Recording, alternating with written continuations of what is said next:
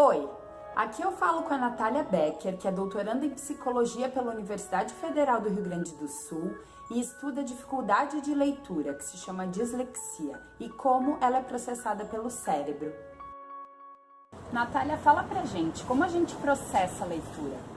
Então, a leitura, ela é um código novo que a gente precisa aprender em cima da nossa língua, né? Então, por exemplo, nós falamos o português e aprendemos a falar de uma maneira praticamente automática. A partir do momento que nossos pais falam com a gente, na escola, em diversos contextos, a gente aprende a falar.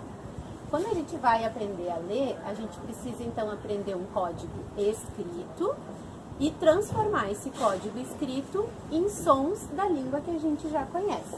Então, basicamente, a gente faz um processo de decodificação das letras em sons e vai automatizando esse processo de forma que, quando nós, leitores proficientes, a gente não precisa ir lendo letrinha por letrinha. A gente bate o olho numa palavra, já acessa o significado dela, né, rapidamente no nosso dicionário mental e consegue acompanhar então textos maiores e mais complexos.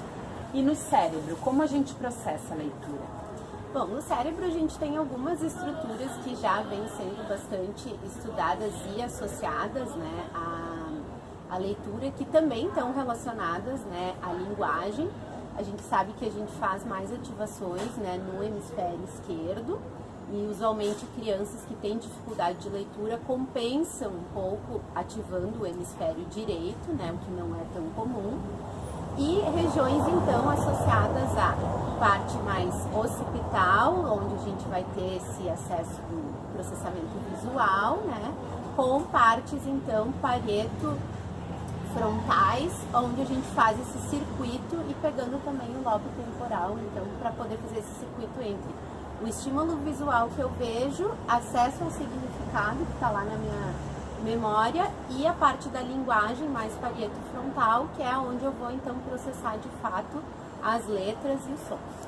Aqui vemos um cérebro de lado. A região inferior frontal está relacionada à diferenciação de sons falados como pato e tato. A região parietal temporal está relacionada à análise de palavras e a região occipital temporal está relacionada à leitura automática. Tu comentou que pessoas que têm dificuldade de leitura têm ativações no hemisfério direito, né? O que são essas dificuldades de leitura? Bom, as dificuldades, né, do que a gente chama de dislexia é uma dificuldade justamente naquilo que eu falei sobre decodificar, né, ou transformar então o código escrito nos sons da língua e acessar um significado rapidamente. Então, as crianças que apresentam essas dificuldades, em geral, elas têm uma leitura mais lenta ou arrastada ou adivinham muito as palavras e isso acaba prejudicando, né, que elas acessem o significado, por exemplo, num parágrafo.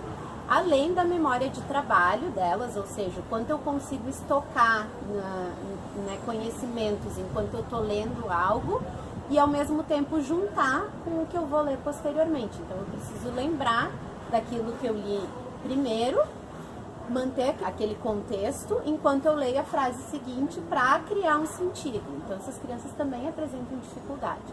E a gente vai ter também os mal compreendedores, que não são necessariamente crianças que têm dificuldade para aprender a ler, para decodificar, mas têm dificuldade em entender o sentido dos textos. Então é uma dificuldade mais no nível da metacognição e da compreensão do que está indireto no texto, da interpretação do texto mesmo.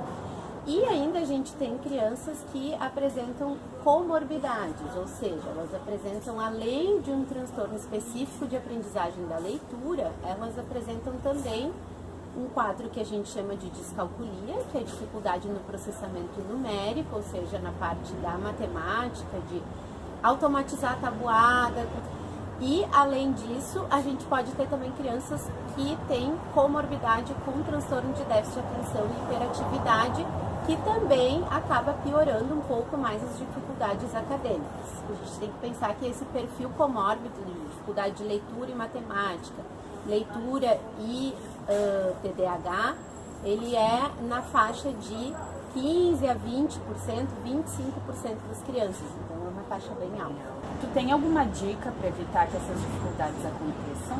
Essas dificuldades a gente pode, né, prevenir, de certa forma, incentivando, né, uma leitura compartilhada entre pais e filhos, aumentando a qualidade do discurso, ou seja, das falas entre os pais e os filhos no contexto de casa, incentivando a leitura dessas crianças e que elas também vejam nós adultos lendo e ouçam a gente ler, para que isso ajude também a desenvolver um pouco dessas habilidades de consciência dos sons da fala.